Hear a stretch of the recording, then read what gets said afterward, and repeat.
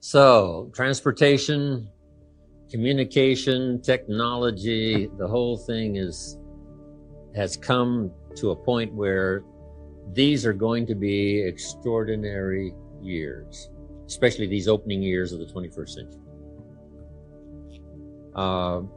Here's what's next. Extraordinary opportunity for every business, every community, every country, every nation, every industry in the world.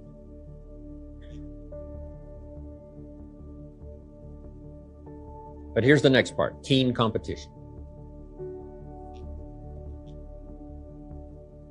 You might not feel so much the world competition, but it's there. A job becomes available in Southern California. Question, does it go to India or does it stay in Southern California?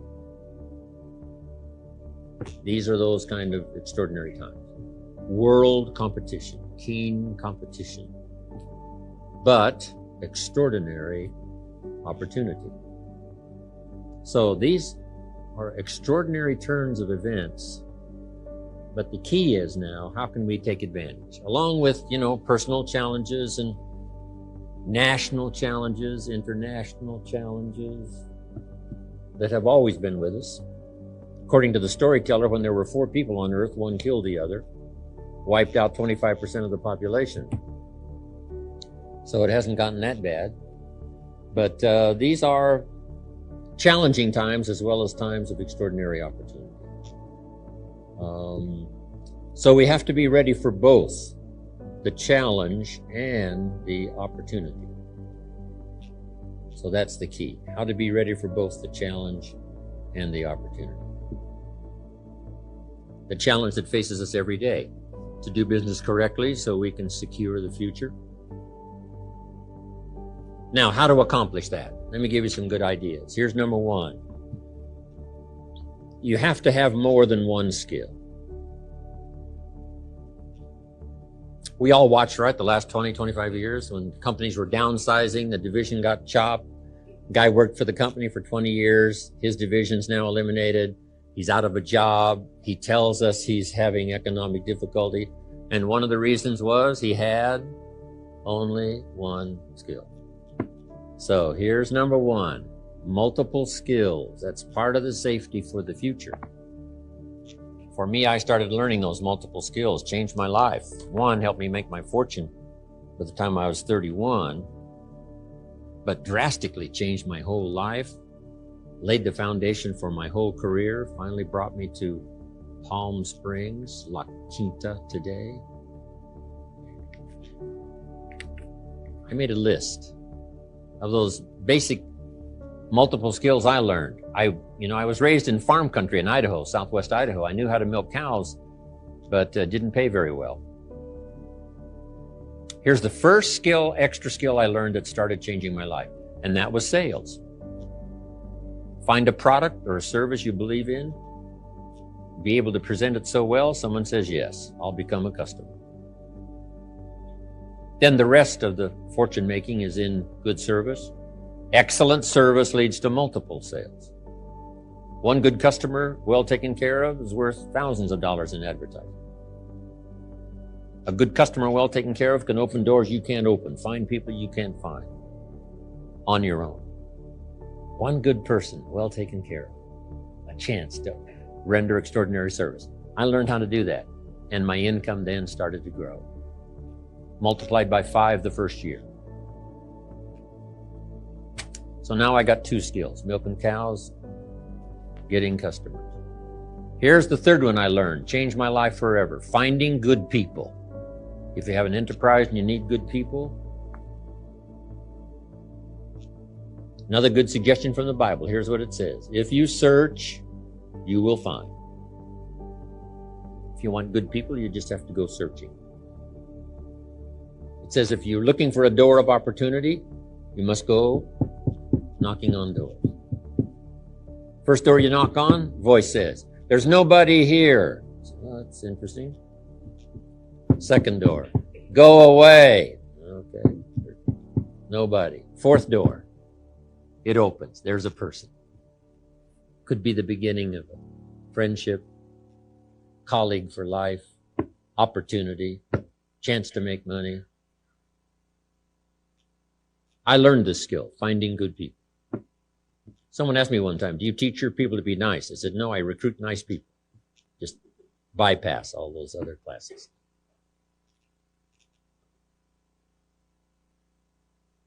Finding good people. So now I got what? 3 skills. Milking cows, finding customers, getting good people. Here's the next one that really accelerated my income, and that's organizing, getting people to work together. And it's like the family, it's challenging. Different ages, different personalities, different temperaments. How do you get them all to work together so that the end result is positive, powerful? It's challenging, but it pays off if you learn it. Organizing independent people is like herding cats. If you've got the picture. Herding sheep is easy. Right? They all quickly get going the same direction very quickly, but not cats. If you have 9 different cats, they're going how many directions? 9. But if you master it, if you learn it, how to shift, right? Understand a variety of personalities, temperaments, ages, all the rest. If you learn it, the income, just multiplied my income some more. Here's the next one, made me rich. Recognition. Promotion, recognition.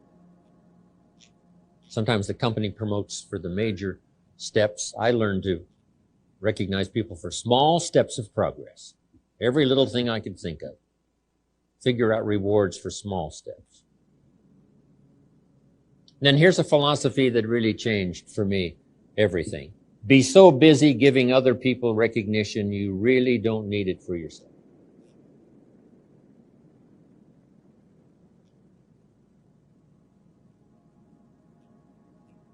Then I'll just mention one more on multiple skills that really brought me to this table. And that's communication. Affecting other people with your language. Words are almost godlike in power.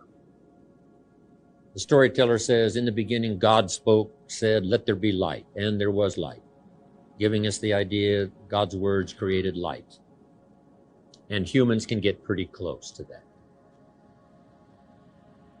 What if somebody can't see how they could possibly be successful, and you came along choosing the best words you could and told your story? And when you finished your story, they said, now I can see. Now it's clear. Before I got here, I was blind. Now that you've talked to me, I can see. That's almost godlike in power. Person said, I was blind. Now I can see. In fact, while you were talking, some things dawned on me. See, that's marvelous. What does the dawn mean? Sun coming up. The lights turning on. We say by conversation, when you talk to somebody, it's possible for the lights to go on. They can see it. They can see it. Because there's more than one way to see. One is to see with your eyes, and the other is to see with your imagination, your understanding. Human beings can close their eyes and say, I see it, it's clear. I see it, it's clear. How can you see it with your eyes closed? No, there's another way to see. And it's possible by language to help someone to see. The possibilities, the opportunity, the future, to see the answers, to solve a whole variety of human problems and challenges. It's one of the greatest gifts you can possibly aspire to learn, the gift of communication. Now, I've divided it into 3 parts, and you're familiar with these parts. Number 1 is training, showing somebody how the business works. Here's the job and how to do it. In simple language, training. Here's the next one, teaching. Teaching someone how life works. I fortunately met a man when I was 25 years old that taught me both job skills and life skills. He gave me excellent training on how to do the job. I became a millionaire by the time I was 31, from age 25. So he taught me well. But the greatest thing he taught me was life skills. Not just the business skills, but the life skills. He taught me how to set goals. He taught me how to become a leader. Taught me how to influence. He taught me time management. Here's one of the greatest keys on time management, if you're ready. For your notes, don't start the day until you have it finished.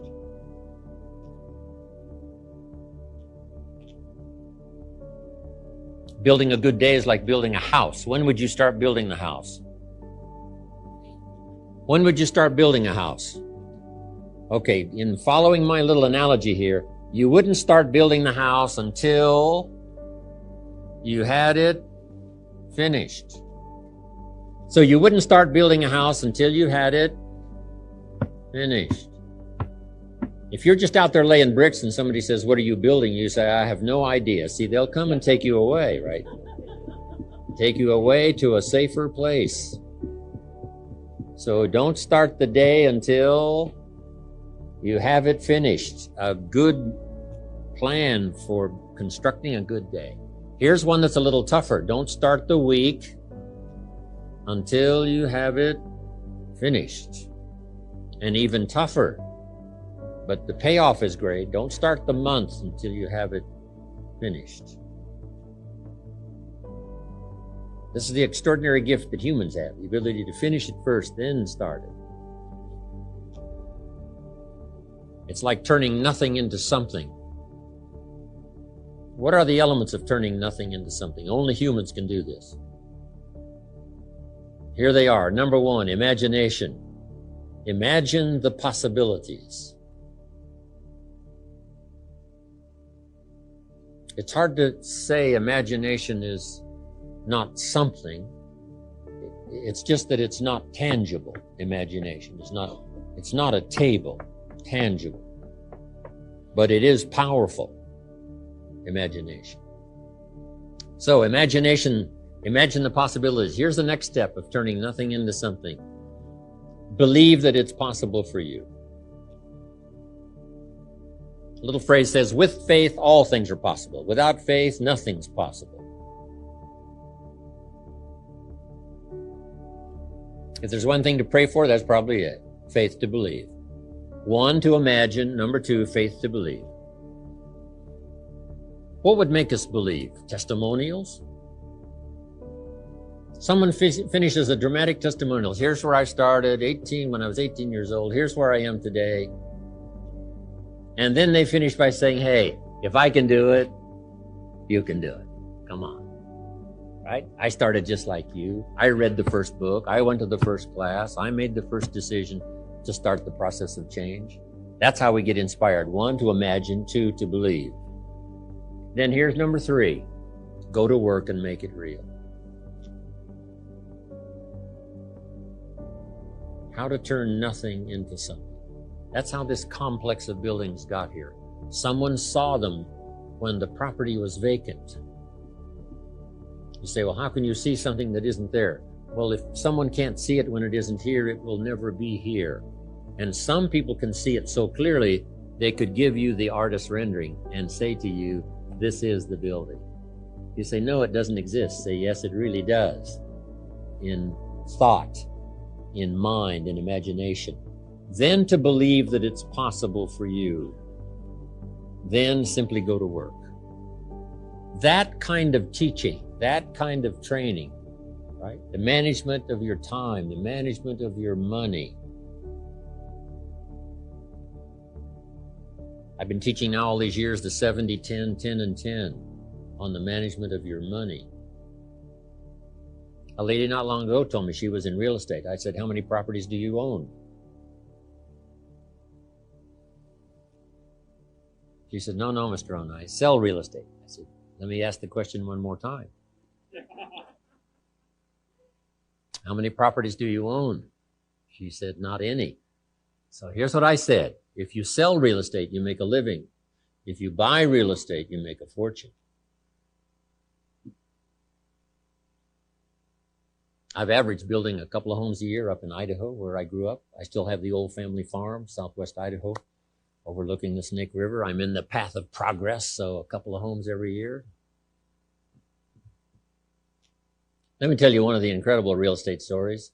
13 years ago, Rohn Wagenhals up in Carmel, California, said, Mr. Rohn, I have this neat little condo downtown Carmel where I know you want to live. I said, yes, I do. And he said, it's really small, but it's right there downtown, 1 bedroom. And he said, I want $80,000 for it. I said, nobody's going to pay $80,000 for this tiny little, if you weighed 200 pounds, you couldn't get in the shower. I mean, this is a real tiny place. I happened to be in Carmel about 5 or 6 weeks ago. Someone says, you might be surprised to know Rohn Wagenhals' condo is still up for sale. And I hadn't looked at it before. I said, would you like to see it? It's just here a couple of blocks. I said, yes. I went and looked at it. Up 3 flights of stairs, this little tiny place, $650,000.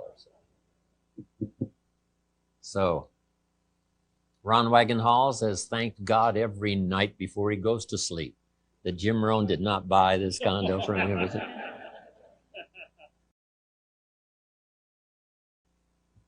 Speaking of real estate, I have a home in Phoenix at the Biltmore, Arizona Biltmore complex.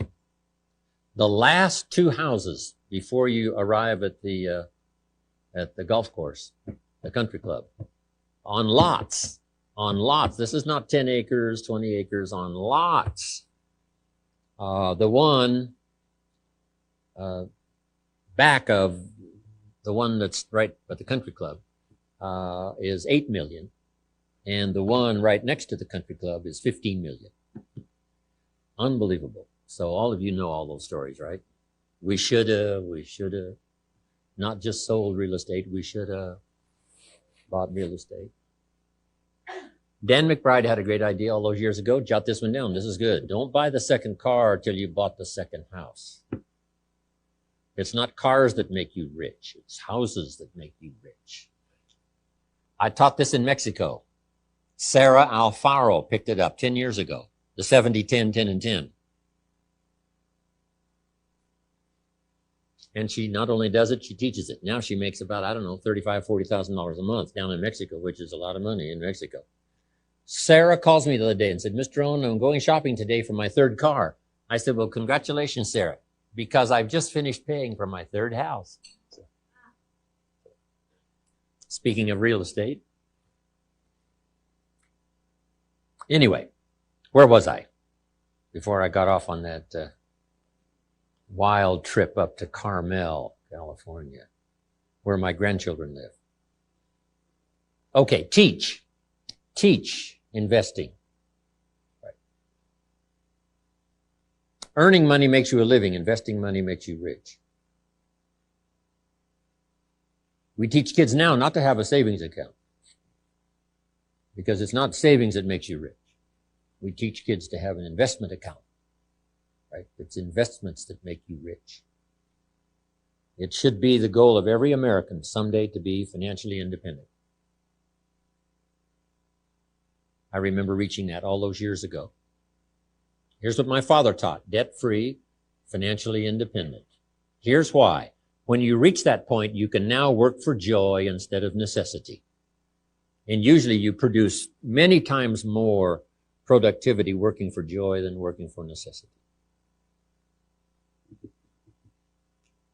Communication, learning those kind of skills, help transform people's lives. Now here's the last one on communication: learning to inspire. Helping people to see themselves better than they are. Yes, here's the person you are, making some mistakes, errors in judgment, but here's the person you can become. Fortunately for me, I met someone who was gifted in this. He knew how to inspire. He only went to the 9th grade in school, never finished high school, never went to college, never went to university. And he put things in very simple terms, but he had this gift of helping to inspire. So make this note now. Start with your family and your children. Ask for the gift to inspire them. Then your employees, then your colleagues, then those who work for you. These skills now, learning these multiple skills is going to ensure economic safety for the future. So to take advantage of Century 21,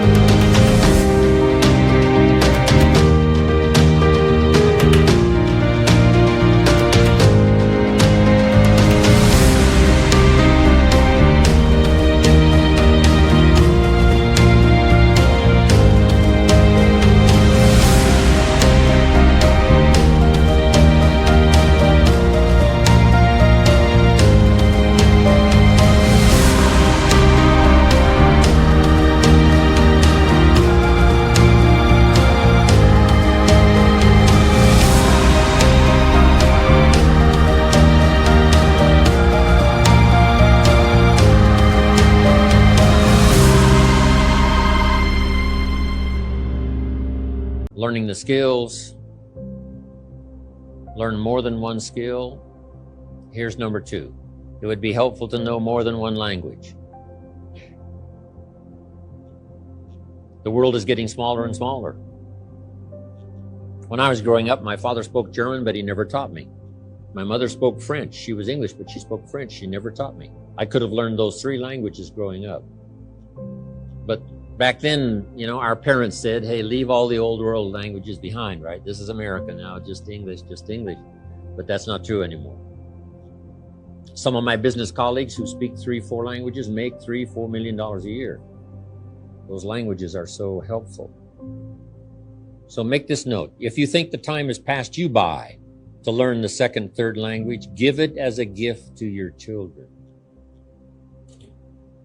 Because it's going to be incredibly useful, multi-skilled, multilingual in the 21st century.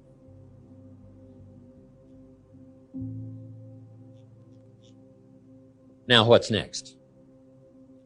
In taking advantage of the opportunity of the 21st century along with the competition. The key is, number 1, learn the simplest lesson of economics. And I'm sure you've heard it over and over. But let me share it with you one more time. See if I can put it on the board here.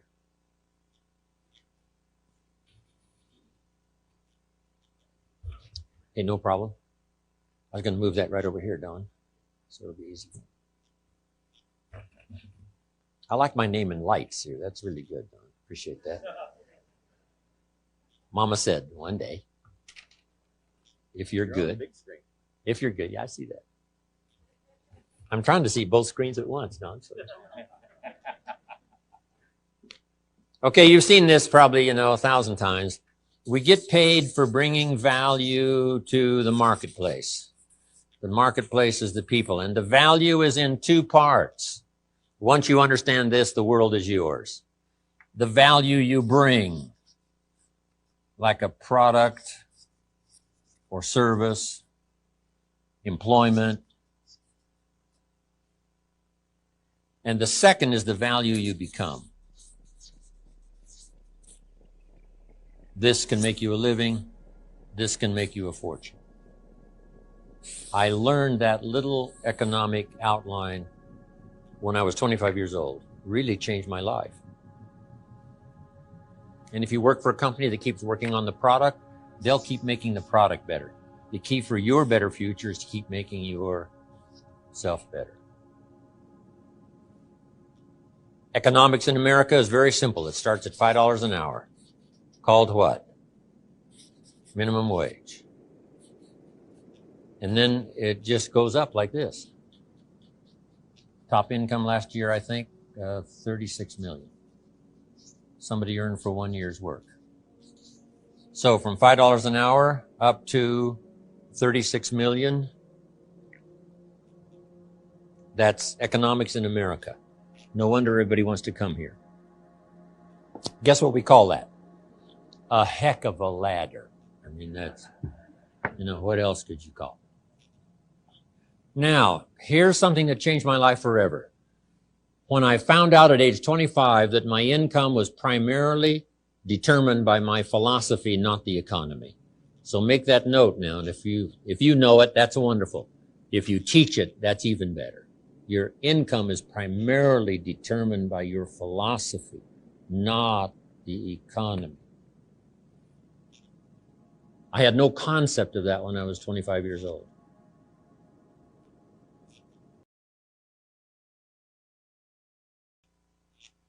I would have sworn to you. Because when my mentor said to me, how come you're not doing well? I showed him my paycheck. I said, look, this is all the company pays. He said, no, that's all the company pays you. I thought, well, that's a new way to look at it. So,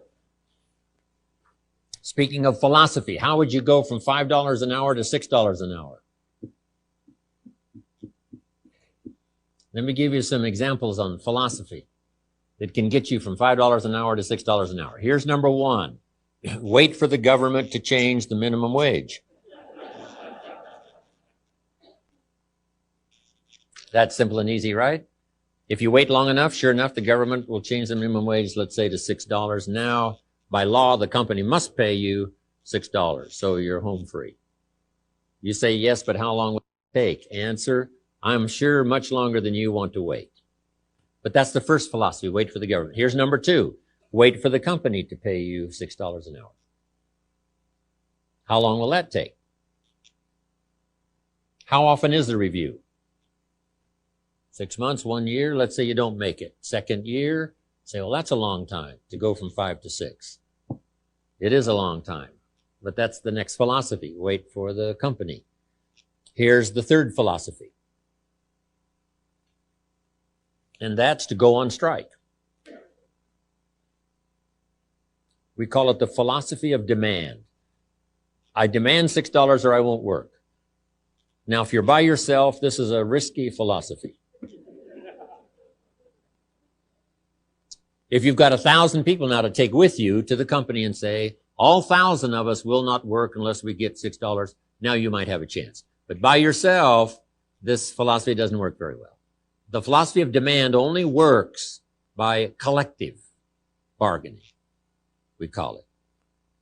Okay? And it does work. However, it's very limiting. You might get an extra penny or two. You might get an extra dollar. You might get an extra benefit. but it's very limiting, the philosophy of demand. And here's what for sure, jot this down. Using the philosophy of demand, you cannot get rich.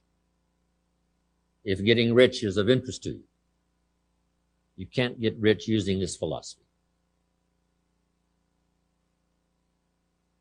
Gosh, it's so sad when somebody is in the right country and they got the wrong philosophy. So you can't get rich by demand. So now, what would be the next philosophy that might work better for all of us? And I'm sure it's one of the reasons why all of us got here to this room today. Here it is, the philosophy of performance. The philosophy of performance simply states, I will perform so well, arriving early, staying late, doing all the extra things, that the company would easily be justified in paying me $6. My father gave one of the greatest seminars in a simple little sentence. Here's what Papa said. I wish he was here to say it, but since he's gone, I'll say it for him. Here's what he said. Always do more than you get paid for. Now, some unions would argue with us on that point and say, no, that messes up the system. But this is what Papa said. Always do more than you get paid for to make an investment in your future.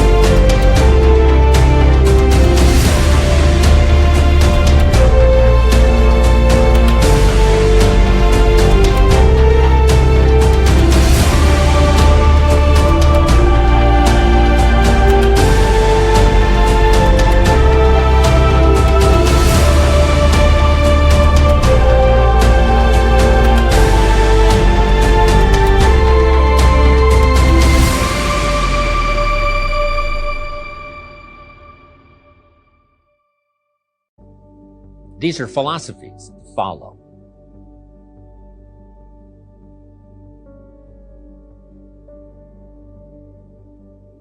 Your income is determined primarily by your philosophy. See, that changes everything. It was your philosophy that got you here today, right? Maybe 5 years ago, you wouldn't have attended a class like this. So, hey, why waste the time? It's the same old stuff over and over again. So you didn't go. Then something happened, something changed. You decided, wow, now I understand just one good idea could multiply my income in my future by 2, by 3, by 5, by 10. All of that good stuff can happen. So now you attend everything you can. And if you consistently go to everything you can, make this note. Some occasions will be life-changing. If you consistently go to the sermon on Sunday morning, consistently go to the classes, consistently go to opportunities like this where good ideas are being discussed, some heavyweight ideas that can multiply your future dramatically, if you just keep consistently going. Some of the occasions will be ordinary, some will be standard, and some will be life-changing, depending on the timing. Who knows the timing and for this audience here today? Who knows? We've all heard the phrase, nothing so powerful as an idea whose time has come. 15 years ago in Germany, the walls came tumbling down. The time for capitalism now sweeping the world and communism on the run. But here's another way to put it. Make this note. Nothing so powerful as an idea that comes at the right time. At the right time for you.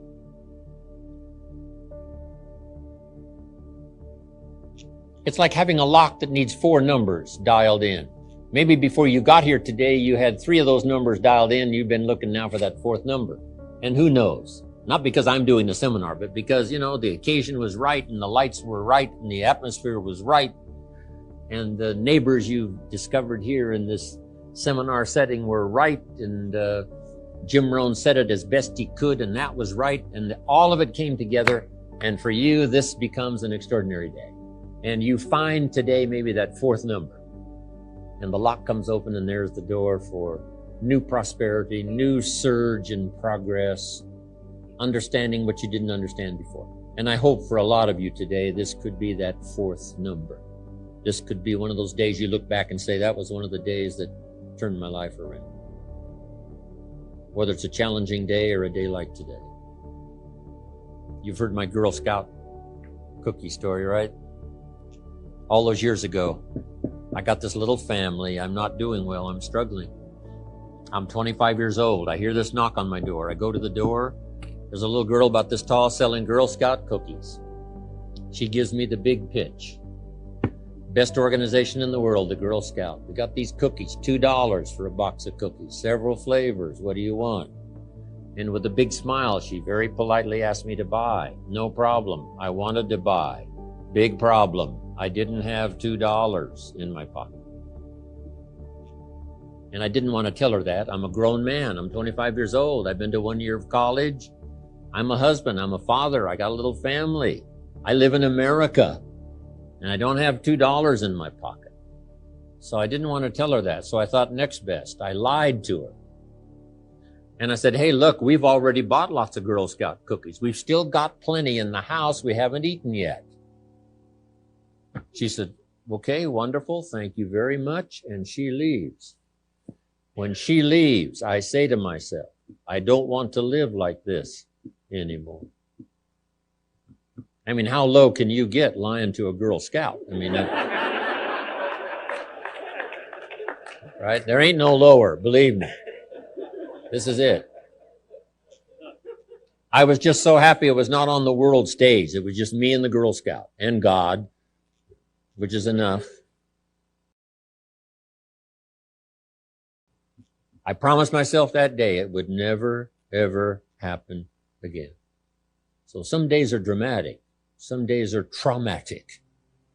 And then some days explode progress like you've never seen it before. So I don't know what kind of a day this is for you, but if I choose good words and share good ideas in a good manner, with sincerity and hopefulness that maybe this is the right day for some of you, no telling what stories may come spinning out of this session here today. So, economics, pretty simple to understand, bring value to the marketplace. And the biggest part is the value you become. Working on your philosophy and all those other things.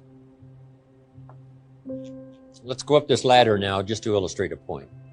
Is it possible to multiply your income by 10? All kids need to hear this. It's not being taught, I don't think, in the local schools. You have to come to a Jim Rohn seminar to hear this. I never heard it until I was 25. It's possible to multiply your income by 10. If we searched around the Palm Springs area, could we find somebody that makes $50 an hour? And the answer is yes, of course. So it's possible to multiply your income by 10. Could you multiply it by 10 again? That's $500 an hour. If we searched around this area, would we have to search very long until we find someone that makes $500 an hour? No. Everybody agrees. So it's not only possible to multiply your income by 10, it's possible to multiply by 10 again. Now, would it be possible to multiply it by 10 again? $5,000 an hour. What do you suppose I get paid? It's not open for public disclosure. I've lectured with, Schwarzkopf and Colin Powell and Henry Kissinger and all the rest. They get paid well. Schwarzkopf gets $65,000 for a 1 hour speech. So all you have to do is become a general in the Army, win the Gulf War, you get $65,000 for a 1 hour speech. Bill Clinton gets what? $125,000 for a 1 hour speech. And then this just keeps on going, on up to the stratosphere. Someone earned $36 million last year for 1 year's work. So that's the ladder. Now, jot this down. To climb this ladder as high as you wish. And you got to underline the word wish. Because part of your future now is what you wish and what you want. How much property will they let you own in America? As much as you want. This is wish-want country. You've dropped into the right place. As much as you want, as much as you wish. And not to have any, when you live in a country where you can have as much as you want and as much as you wish, see, wouldn't that be puzzling to people outside the country? As much as you wish. To climb this ladder as high as you wish in terms of bringing value to the marketplace and becoming valuable to the marketplace as high as you wish. Here's all you have to do, and Don and Greg heard it all those years ago, and it's a simple analysis, but it's so true. Here it is. One more time. Learn to work harder on yourself than you do on your job.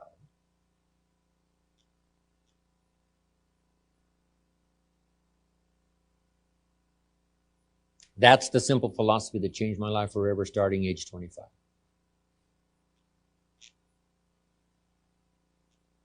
If you work hard on your job, you can make a living, which is fine. If you work hard on yourself, you can make a fortune, which is super fine.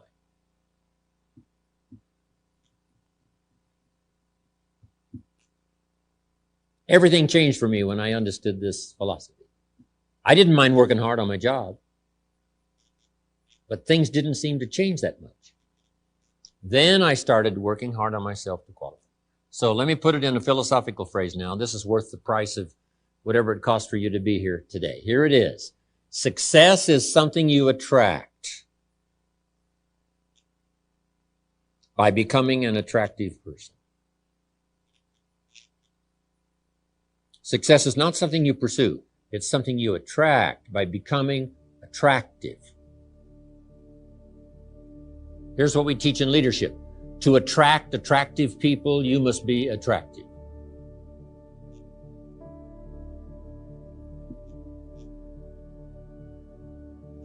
And the whole scope of this we call now personal development. You can have more than you've got because you can become more than you are. If you can multiply your value by 3, by 5, you can easily multiply your income by 3, by 5, by 10. But the key to doing it is to work hard on yourself. All right. You can have more than you've got because you can become more than you are.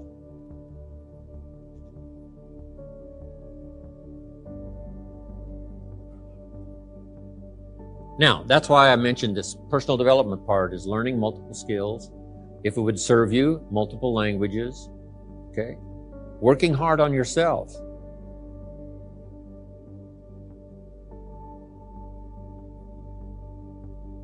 You know, people are fun to work with. The key sometimes it's not fun to work with is yourself. How come I'm reluctant when I should be excited?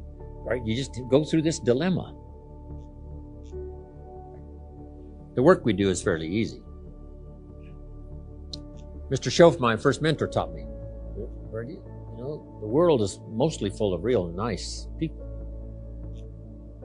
In fact, he said there's only about 11 or 12 real nasty, miserable, horrible people in the whole world. Now, he said they move around a lot. So you're bound to find one once in a while. But if you found one, you say, hey, there's only 11 more like you, I can handle that. I mean, there's not 1,000. But here's the big challenge, working hard on yourself. Personality and temperament and mindset, talked about culture, all the stuff necessary to individually be responsible, be a growing, attractive, powerful, skillful, communicating human being. And the world belongs to you. Now, to get others to do the same, that's part of the challenge. But these multiple skills can help you to do that.